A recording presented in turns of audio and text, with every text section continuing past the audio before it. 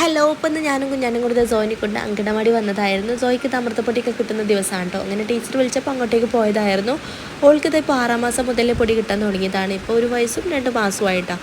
അങ്ങനെ ആ ഒരു മന്തിലെ പൊടിയൊക്കെ വാങ്ങാനായിട്ട് പോയതായിരുന്നു. അപ്പോൾ ഓളിത് വന്നപ്പോൾ തന്നെ നല്ല കളിയിലായിരുന്നു കേട്ടോ. ഓൾക്ക് ഇവിടുത്തെ ടോയ്സ് ഇതൊക്കെ കണ്ടപ്പോൾ ഭയങ്കര ഇഷ്ടമായിരിക്കണം.